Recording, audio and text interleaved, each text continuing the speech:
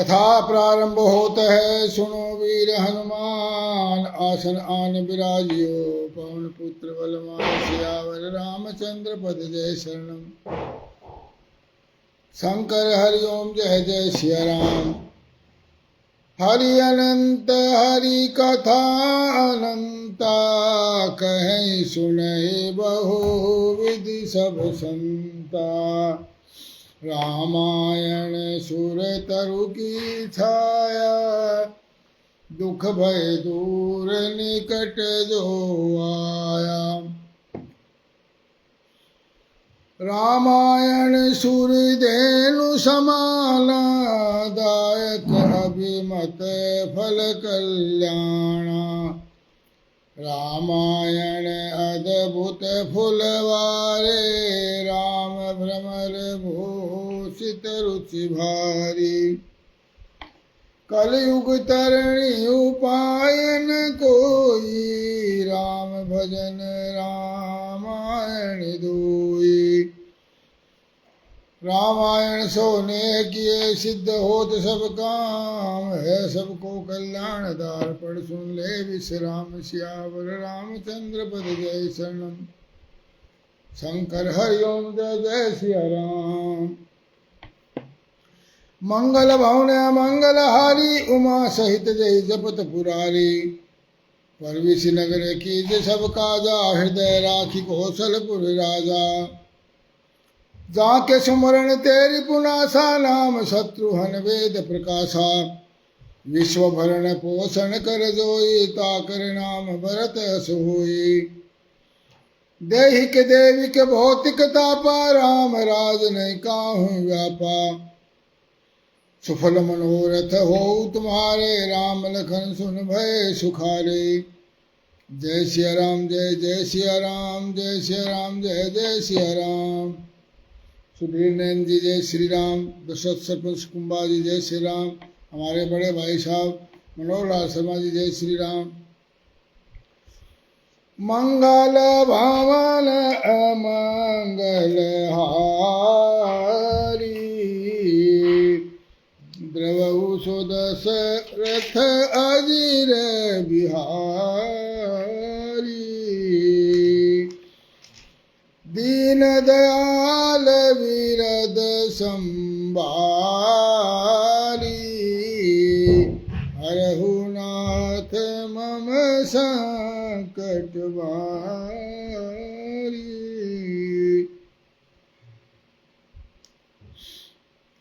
बोले यद्यपि सखा तव इच्छा नाई,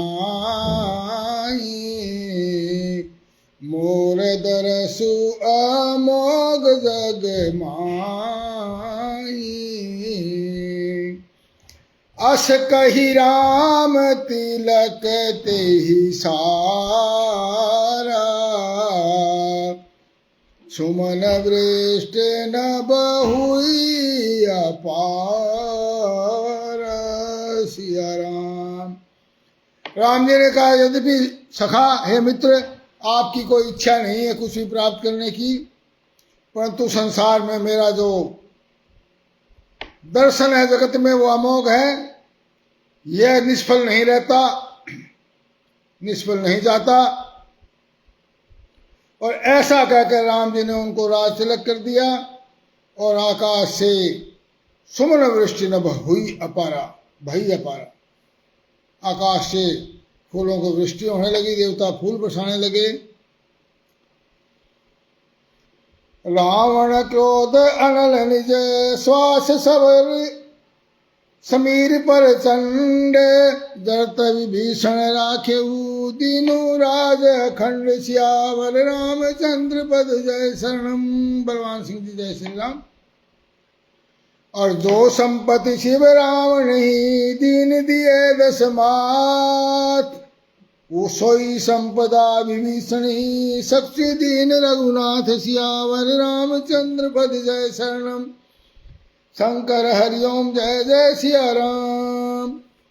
राम जी ने रावण के क्रोध रूपी अग्नि में जो अपने विभीषण की श्वास रूपी पवन से प्रचंड हो रही थी, जलते हुए विभीषण को बचा लिया और उसे अखंड राज्य दे दिया। और जो कहते हैं जो संपत्ति शिव रावण ही, जो संपत्ति भगवान शिव ने तपस्या करने के ऊपर और 10 शीश हवन करने पर दी थी भगवान शिव ने, वही संपदा विभीषण जी ने को राम जी ने संकोच करके दी, बल्कि ने शर्माते हुए दी भी थोड़ी है। ऐसे परम कृपालु प्रभु को छोड़कर जो मनुष्य दूसरों को भजते हैं वे बिना सींग पूंछ के पशु हैं। सियावर रामचंद्र की जय। अपना सेवक जानकर विभीषण को राम जी ने अपना लिया। प्रभु का स्वभाव वानर कुल के मन को बहुत ही भाया।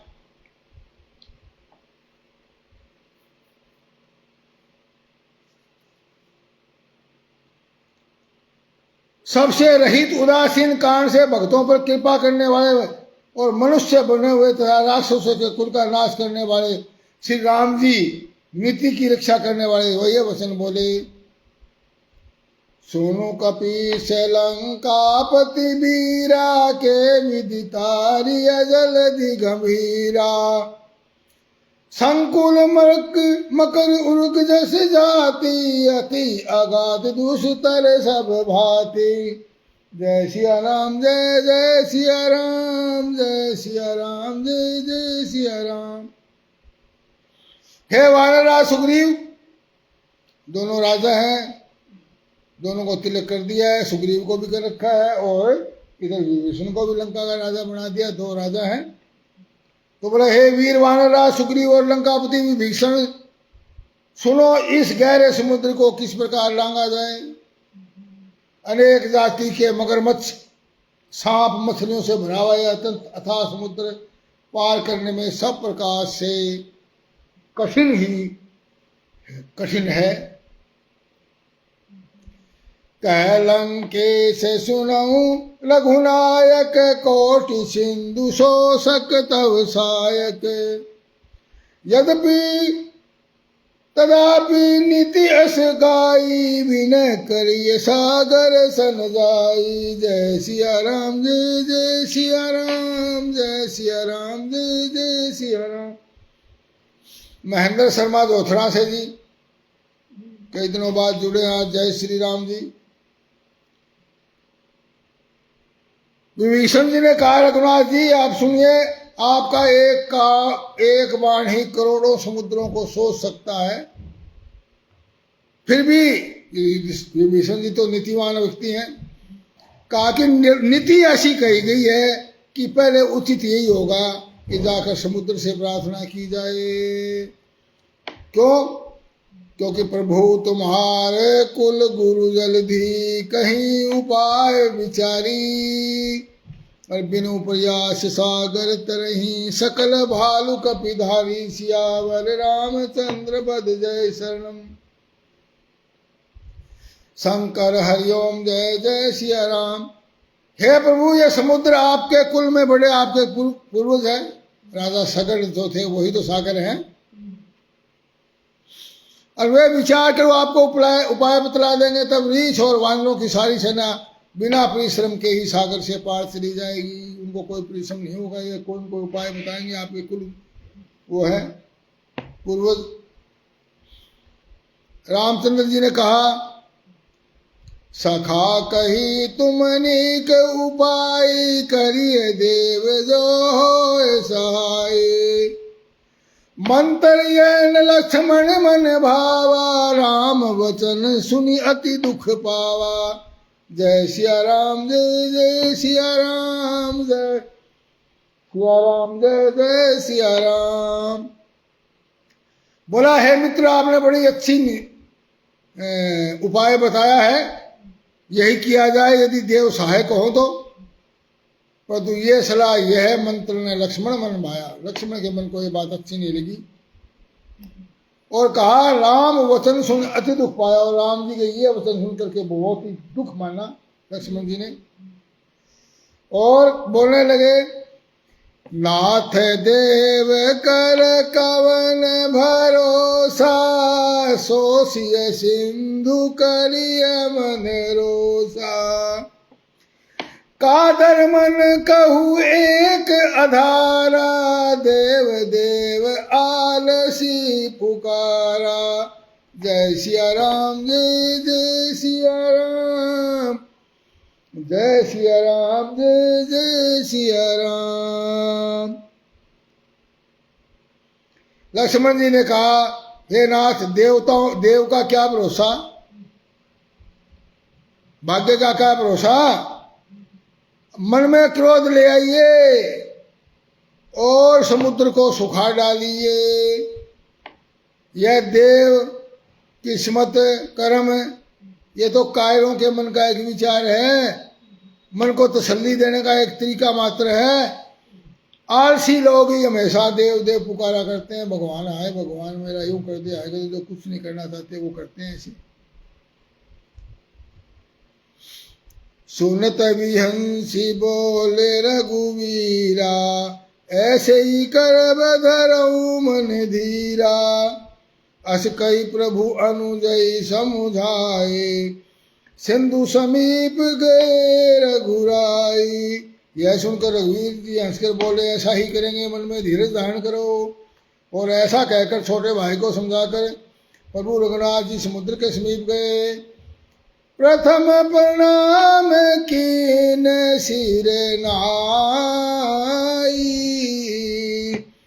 बैठे पुनि तट दर पट साई।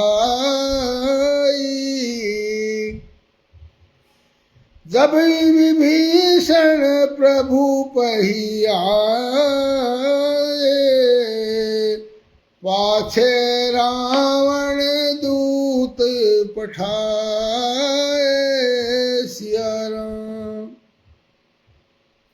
उन्होंने समुद्र को पहले सिर निभाकर प्रणाम किया, फिर किनारे के ऊपर कुश बिछाकर बैठ गए। इधर जो विभीषण जी प्रभु के पास आए थे, उनके पीछे पीछे रावण ने अपने दूतों को भेज दे दिया और कपट से वानर का शरीर धारण कर उन्होंने सब लीलाएं देखी। जो ये लीलाएं चल रही थी, विभीषण से जो वार्ता चल रही थी, ये सब अपने हृदय में प्रभु के गुणों की और शरणागत प्रश्न की सराहना करने लगे कि हमने भी अपना ये दृश्य देखा है।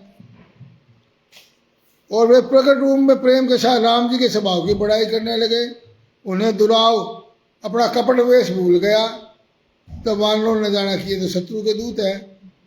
तब वे सबको बांध करके सुग्रीव जी पास ले आए। सुग्रीव ने कहा, सब वानरों सुनो, राक्षसों के अंग भंग करके, इनके नाक कान काट करके और भेज दो। सुग्रीव के वचन सुनकर वानर दौड़े, दूतों को बांधकर उन्होंने सेना के चारों ओर घुमाया। उन्हें बहुत प्रकार से वानर मारने लगे राक्षसों को। वे दीन होकर के पुकारने लगे, जो हमारे हरनासा काना ते ही कौशला धीश के आना। बोलो, जो हमारे नाक कान काट लोगे उनको राम जी की सौगंध है। यह सुनकर लक्ष्मण जी ने सबको निकट बुलाया। उन्हें बड़ी दया आई और उन्होंने राक्षसों को तुरंत छुटा दिया और कहा, रावण के हाथ में ये चिट्ठी दे देना और कुछ को कहना है, कुल कलंक कुल घातक। लक्ष्मण के शब्दों को, संदेशों को बांसो पढ़ो। मोनू शर्मा जी, जय श्री राम। कहो सुमुखागर मूढ़ सन, मम संदेश उदार। सीता देव राम मिलहूं तन, सीता देवी मिलहूं न ते आवा काल तुम्हार। उस मूर्ख से जबानी है मेरा उद्धार, कृपा से बढ़ावा संदेश कह देना। सीता जी को देकर उनसे राम जी से मिलो, नहीं तो तुम्हारा काल आ गया है। लक्ष्मण जी के चरणों में मस्तक निभा करके राम जी के गुणों की कथा वर्णन करते हुए दूत जो तुम चल दिए। राम जी का यश गाते हुए वे लंका में आए। उन्होंने रावण के चरणों में सिर निभाए और विहंसी दशानन पूछी बाता, कह सुख आपस कुशलाता। पुनि कहो खबर विभीषण केरी, जाई मृत्यु आई अति मेरी। बोला दशमुख रावण ने हंसकर पूछा, हे सुख अपनी कुशलता क्यों नहीं कहता? फिर उस विभीषण का समाचार सुना। मृत्यु जिसके अत्यंत निकट आ गई है, मूर्ख ने राज करते हुए लंका को त्याग कर दिया, अब अभागा जौ का कीड़ा घुन बनेगा और जौ के साथ जैसे घुन पिस जाता है वैसे पिस जाएगा, और वैसे ही नर वानरों के साथ वह मारा जाएगा। फिर भालू और वानरों की सेना का हाल क्या है, जो कठिन काल की प्रेरणा से यहाँ चली आई है, तो मरने के लिए भालू और वानरों की सेना आई, उसका भी बता दे क्या है। और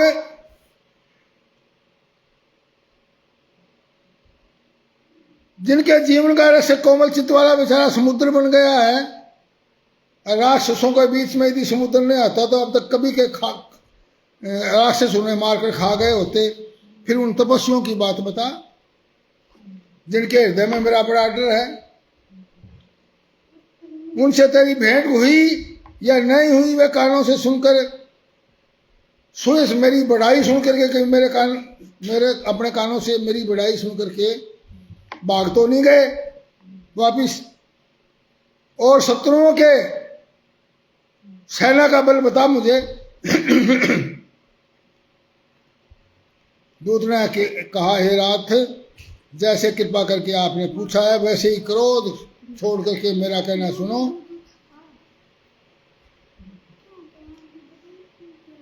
मेरी बात पर विश्वास कीजिए। आपका छोटा भाई श्री राम जी से जाकर मिला, तब उसके पूछते राम जी ने उनको तिलक राज तिलक कर दिया,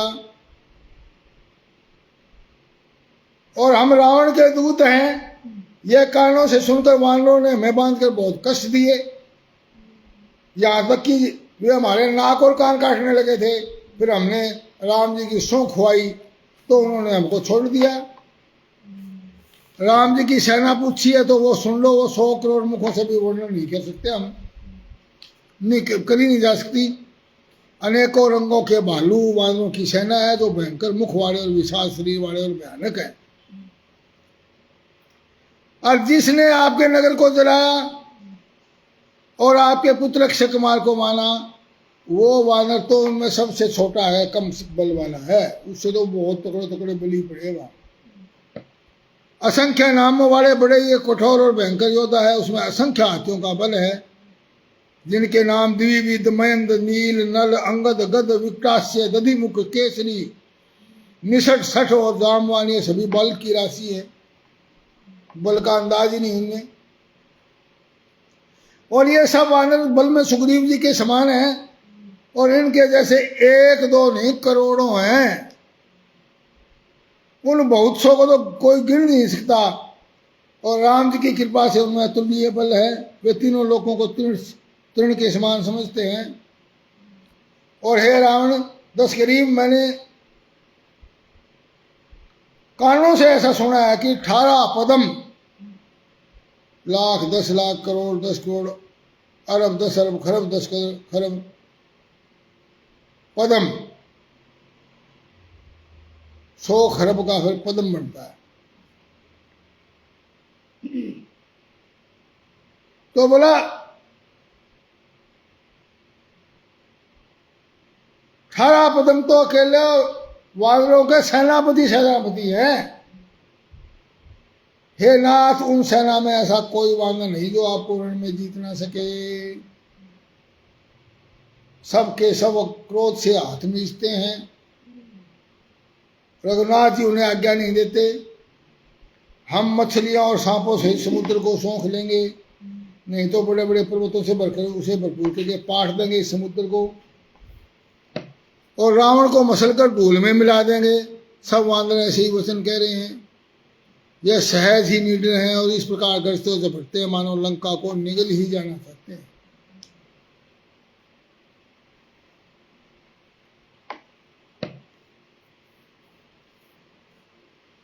हे रावण,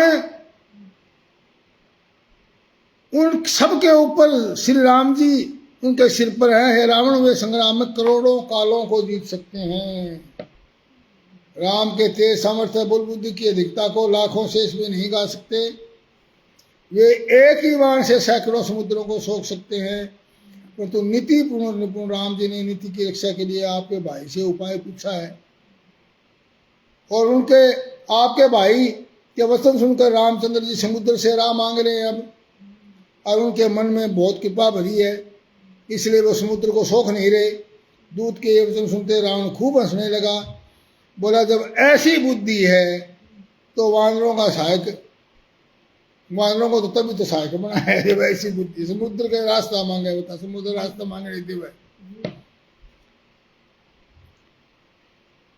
स्वाभाविक ही डरपोक विभीषण के वचन को प्रमाण मान करके उन्होंने समुद्र से बाल अठान लिया। अरे मूर्ख, झूठी बड़ाई क्या करता है, मैंने शत्रु के बल की था पाली, पाली बस मैंने पता लग दिया कि राम के पास क्या है। समुद्र का आगे तो हाजिर राह देने के लिए, और मेरे से युद्ध करना चाहता है। और जिसके विभीषण जैसे डरपोक मंत्री हो और जगत में विजय और विभूति उसको कहाँ मिलेगी।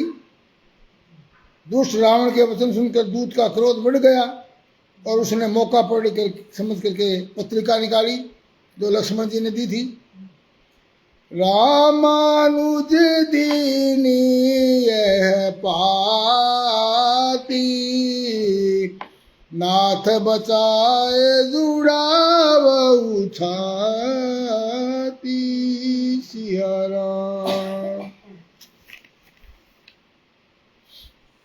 सियावर रामचंद्र की जय।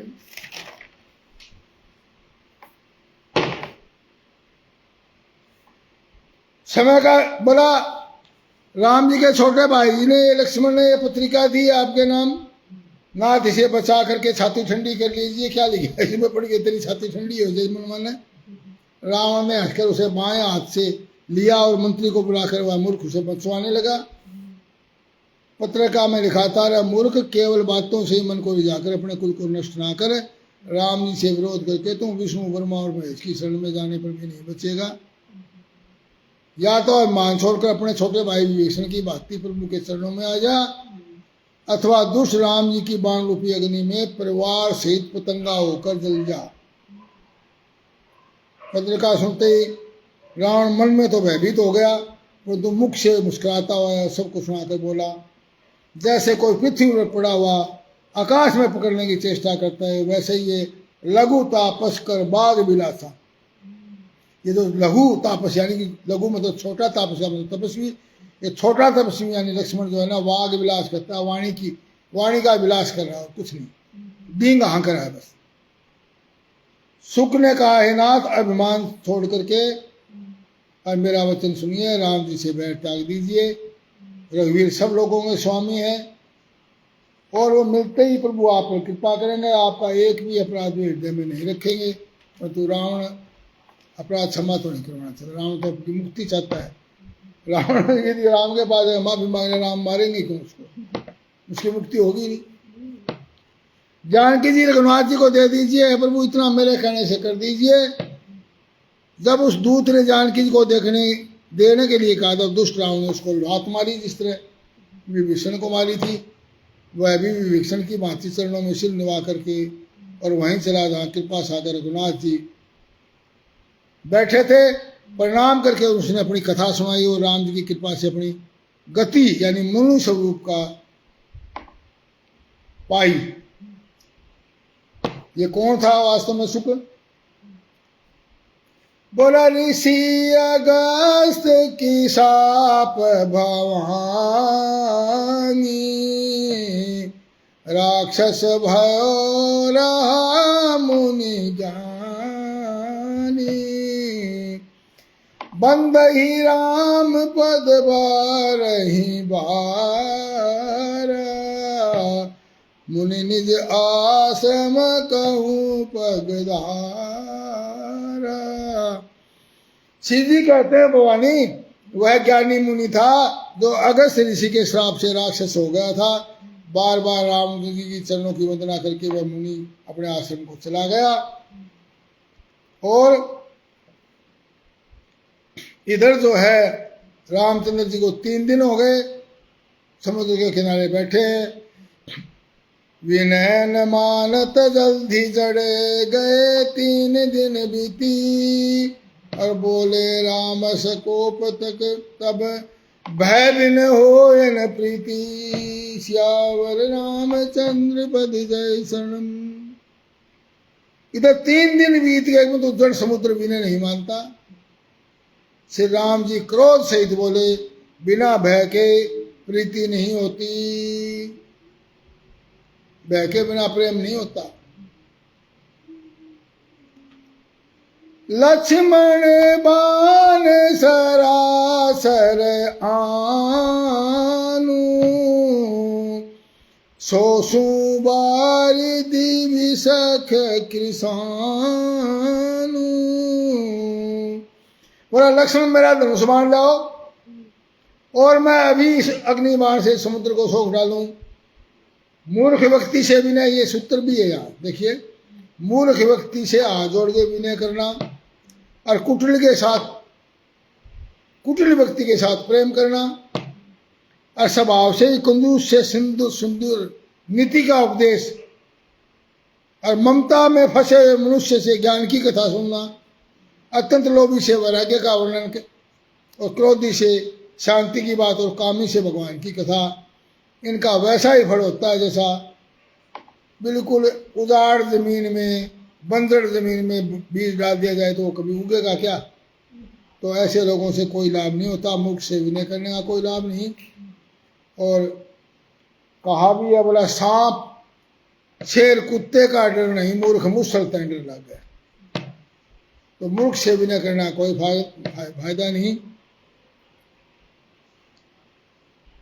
और कहा भी है, 5 कदम कुत्ते से डरना, 10 कदम सिंगारे से, 15 कदम तिरिया से डरना और 20 कदम कड़ियारे से। सोनू जी जय श्री राम। तो मूर्ख आदमी से 20 कदम दूर ही रहना चाहिए और कुटिल के साथ प्रेम नहीं करना चाहिए। जो स्वभाव से ही कंजूस है उसको उदारता का, दान का उपदेश देने का कोई फायदा नहीं होता। तो ऐसा कह करके ये बोला, ये ऐसा है जैसे बंजर जमीन में बीज डालना। ऐसा कह करके रघुपति चाप चढ़ावा, ये मत लक्ष्मण के मन भावा। ऐसा कह करके राम जी ने धनुष चढ़ा दिया, धनुष के ऊपर बाण चढ़ा दिया। और ये बात हा लक्ष्मण जी को बड़ी अच्छी लगी और प्रभु ने भयानक अग्निबाण का संधान किया, जिससे समुद्र के हृदय के अंदर अग्नि की ज्वाला उठ गई और मगरमच्छ, सांप, मछलियों के समूह व्याकुल हो गए।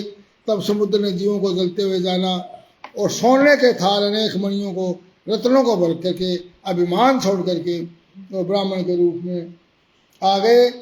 काकभूषण जी कहते हैं कि हे गुरु जी सुनिए, चाहे कोई करोड़ों उपाय करके सींचे, पर केला तो काटने पर ही फलता है। केला को ऐसा माना गया, केले को जब काटो नहीं उसमें फल नहीं लगेगा। नीच विनय से नहीं मानता, हथादौड़ी से नीच आदमी मानता नहीं है, वह डांटने पर ही झुकता है, रास्ते पर आता है। समुद्र ने भयभीत होकर प्रभु के चरण पकड़ दिए और कहा, हे नाथ मेरे अवगुण दूर कीजिए, मैं तो एक जड़ व्यक्ति हूँ।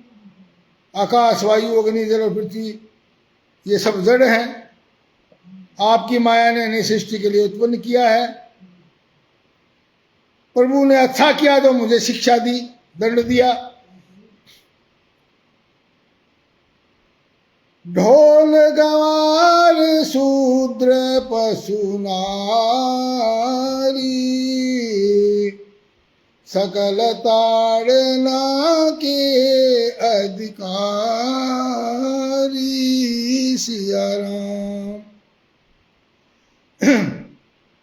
बोला ढोल, गंवार यानी मूर्ख आदमी, शूद्र यानी जो सेवक होता है, और जो पशु, और पशु में यहाँ पशु की वृत्ति रखने वाला आदमी भी आ जा, और स्त्री, ये सब शिक्षा देने के अधिकारी हैं, ताड़न के अधिकारी। ताड़न का मतलब यहाँ पर, ताड़ना का मतलब समझना, मैं तेरे को ताड़ गया, मैं तेरे को जान गया। अच्छा। ताड़ने का मतलब यहाँ कोई पीटना नहीं है। अच्छा। जो मूर्ख लोग कहते हैं कि देखो ये तो भेदभाव किया तुलसीदास जी ने, वो आंख खोल के सुन ले तुलसीदास जी ने क्या लिखा है। ये सब शिक्षा के अधिकारी हैं, इनको शिक्षा नहीं दोगे, बार बार समझाओगे नहीं तो इनको समझ में नहीं आता। प्रभु प्रताप, आपके प्रताप से ही सूख जाऊंगा मैं तो, सेना आपका उतर जाएगी, पर इसमें मेरी कोई बड़ाई नहीं है। मेरी मर्यादा समाप्त हो जाएगी कि मैं समुद्र था, भगवान ने 1 सेकंड में ही सौंप दिया। और आपकी आज्ञा तो अपेल है, आपकी आज्ञा का उल्लंघन नहीं हो सकता, ऐसा वेद कहते हैं। अतः आपको जो अच्छा हो वही मैं तुरंत करूं, बताइए। तब भगवान ने हंसकर कहा कि बताओ भाई, वानर कैसे समुद्र के पास जाते हैं, हमें तो वो तरीका बता दे। तो बोला तरीका है, नाथ नील नल कपि दो भाई, लड़काई ऋषि आशीष पाई, तिनके परस किए गिरि भारे, तरहि गाथ जल्दी प्रताप तुम्हारे। सिया राम। अंकुश शर्मा जी, जय श्री राम। बोले हे नाथ, नल नील नामक 2 वानर भाई हैं, उनको बचपन में ऋषि से आशीर्वाद मिला था कि उनके छूने मात्र से ही भारी से भारी पहाड़ भी आपके प्रताप से मनुष्यता समुद्र पर तैर जाएंगे। मैं भी प्रभु की प्रभुता को हृदय में धारण कर बल के समान उनको जो मुझसे बन पड़ेगा सहायता करूंगा। हे नाथ, इस प्रकार समुद्र को बंधाइए जिससे तीनों लोकों में आपका सुंदर यश गाया जाएगा। कि राम जी ने समुद्र को ही बांध दिया, उस पर पुल बना दिया। इस बाण से मेरे उत्तर तट पर रहने वाले, अब वो बाण तो भगवान ने निकाल दिया था, वो तो वापिस जा नहीं सकता तर्कस में। तो बोला इस बाण से मेरे उत्तर तट पर रहने वाले पाप के राशि समुद्र दुष्ट मनुष्यों का वध कर डालिए इससे। और कृपालु और श्री राम जी ने समुद्र के मन की पीड़ा सुनकर उसे तुरंत ही हर लिया, अर्थात उस बाण से उन दुष्टों का वध कर दिया। राम जी का भारी बल और पौरुष देखकर समुद्र हर्षित होकर के सुखी हो गया। उसने उन दुष्टों का सारा चित्र प्रभु को कह सुनाया, और भगवान ने फिर वो बाण जो उन दुष्टों की तरफ चला दिया और वो समुद्र अपने घर चला गया। निज भवन गवन सिंधु श्री रघुपति यह मत भायऊ, यह चरित कलिमल हर जथामति दास तुलसी गावऊ। सुख भवन संशय समन दवन विषाद रघुपति गुण गना, तज सकल आस भरोस गावई सुनहि संतत सठ मना। बोला समुद्र अपने घर चला गया। रघुनाथ जी को यह सलाह बड़ी अच्छी लगी। यह चरित कलयुग के पापों को हरने वाला है, इसे तुलसीदास जी ने अपनी बुद्धि के अनुसार गाया है। श्री रघुनाथ जी के गुण समूह सुखों के धाम, संदेह का नाश करने वाले और विषाद का दमन करने वाले हैं। हे मूर्ख मन, जो तू संसार की सब आशा भरोसा त्याग कर केवल राम की शरण में आकर के उसके गुण गा। आराम की शरण में तू राम ही राम रट, राम की शरण में आ जाओ, राम राम को रट। हे मूर्ख मन, क्योंकि पवन शर्मा जोथरा से जी, जय श्री राम। सकल सुमंगल दायक रघुनायक गुणगान, सादर सुनई जे तरई भव सिंधु बिना जल जान, सियावर रामचंद्र पद जय शरणम। शंकर हरिओम जय जय सिया राम। श्री रघुनाथ जी का गुणगान समुद्र संपूर्ण सुंदर मंगलों को देने वाला है, और जो इसे आदर सहित सुनेंगे भगवान के गुणों के गान को, वे बिना जहाज के ही यानी बिना साधना के ही इस भवसागर को पार कर जाएंगे। इति श्री मास पुराण 24वां विश्राम और सुंदरकांड पंचम सोपान सुंदरकांड समाप्त। बोलो प्रेम से जय श्री राम। मंगलवार को हमने संयोग से सुंदरकांड की कथा शुरू की थी। आज पूर्णमासी को कथा सुंदरकांड की संपन्न हो गई है और कल से हम लंका कांड में प्रवेश करेंगे। कथा समापत होते है सुनो वीर हनुमान, रामायण वैकुंठ में आप करो विश्राम, सियावर रामचंद्र पद जय शरणम। शंकर हरिओम जय जय सिया राम, मंगल भवन मंगलहारी, द्रवौ सो दशरथ अजिर बिहारी, दीन दयाल विरद संभारी, हरहु नाथ मम संकट भारी। जय सिया राम जय जय सिया राम। पवन सनी सारसे जी जय श्री राम जी। कई दिनों में कथा से जुड़े हैं आज। हर हर महादेव।